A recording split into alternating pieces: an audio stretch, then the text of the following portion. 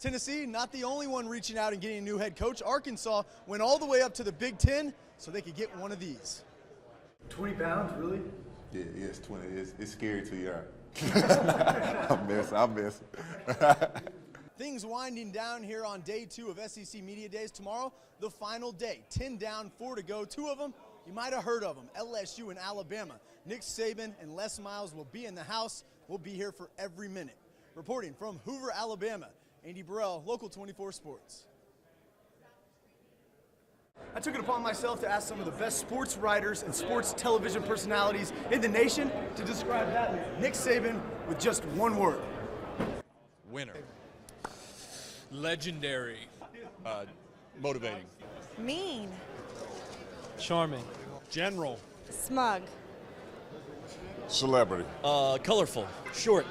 Gruff. On point. That's 2 words. Focused. Serious. Intense. Nick Saban, Godfather. Winning. Obsessive. Intense. Am I on the air now? Oh, yeah, you're on. One word to describe Nick Saban. Winner. That's not the concept at all. The concept that we have is to get our team to be the best that we can be. How can this team create a positive identity for themselves? How do they want to be remembered based on what they accomplish? And how can we as an organization get the maximum amount out of everybody in the organization so we give the players the best opportunity to do that? Okay, so he's not the most colorful, charming, or even the nicest guy. But you know what? He wins championships. In college football, that's all that matters.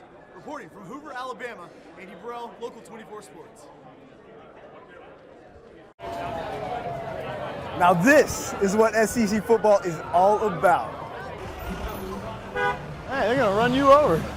This is a dynasty, dude. You think you can take these guys down today? Hey, they try. They play like they did against Colorado State. It's happening. Well, the fans have done all the talking. It's time to watch the players do it on the field. Probably gonna need this. Going into the season, the expectations have never been bigger for third-year quarterback Jake Locker. But he's not going to be able to have the year he wants to without these 2 guys right here, Chris Johnson and Chance Warmack. There's never a dull moment in the SEC. Every summer brings a ton of drama. Names like Johnny Football, Jadeveon Clowney, Brett Bielema, Hugh Freeze, Mike Slive, Nick Saban, the list goes on. So, will anyone be able to dethrone the Giant for the first time in 8 years? Highly unlikely. Welcome in to day 1 from the 2013 SEC Media Days. 4 schools will be interviewed by reporters today in what has become an absolute frenzy. Big-time players make big-time plays in big-time games. Isn't that how the saying goes? Well, Johnny Manziel did exactly that today, accounting for over 500 yards of offense and throwing for 5 touchdowns through the air.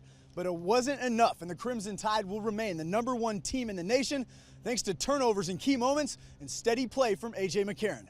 It's never just any game or any week when you play in the SEC. The competition, the big names, the athleticism, the tradition. Ole Miss knows that. They also know they're playing 2-time defending champion Alabama, and they're not backing down from the opportunity. It was 23-year-old Harris English who withheld the charge from 4-time major champion Phil Mickelson, but better yet, withheld his nerves down the stretch to capture his first PGA Tour victory. We know what Harris English will be doing this time next year, defending his title. But he's got plans even earlier than that. He plans on playing in the Masters. Reporting from the 2013 FedEx St. Jude Classic, I'm Andy Burrell, Local 24 Sports. 2 pros have come out of nowhere and battled each other through 18 long holes, going back and forth. Now Sean Stephanie and Harris English have an opportunity to do something that neither one of them has ever done, and that's win a PGA Tour event on Sunday. It's a flooded leaderboard, and as we saw today, low scores have become a trend, so really, it's anybody's tournament for the taking. Reporting from TPC Southwind, I'm Andy Burrell for Local 24 Sports.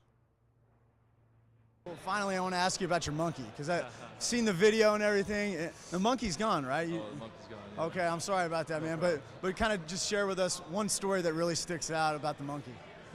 Me and my wife went out to eat one night, put Sonny the monkey up in his room, put the dogs outside. We got a call about an hour and a half later from our neighbors saying that our dog and our monkey were walking around the neighborhood.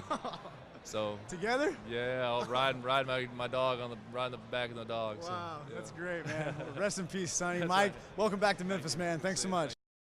24 Sports. Most 14-year-olds are worried about acne or who they're going to take to the dance on Friday night. Not the case for Chinese sensation Tianlong Wan. Wan's more worried about how he's going to get out of the sand with the pros. We're here at the second round of the FedEx St. Jude's Classic. I'm joined by Sarah. I'm going to ask her if she's heard of a few golfers. How about Dustin Johnson? Yes. Phil Mickelson? Of course. What about Brandt Snedeker? Yes. And Harris English? No. You will after this story. It was a tale of two quarterbacks. With Missouri and Tennessee without their regular starting quarterbacks, the job was left up to two redshirt freshmen. And then while Josh Dobbs did have his moments, it was Matty Mock that stole the show.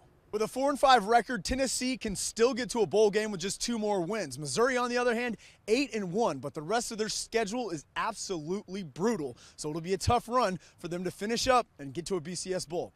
Reporting here from the zoo in Columbia, Missouri, Andy Burrell, Local 24 Sports.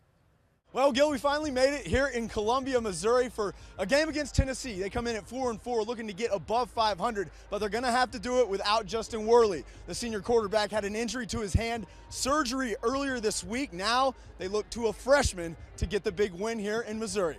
All offseason, all the talk for Memphis Tigers basketball was about the 4-guard system. How much would they use it? Would it actually work? Well, tonight they did use the 4-guard system, and it worked quite well. But then again, everything worked very well tonight against Austin Peay.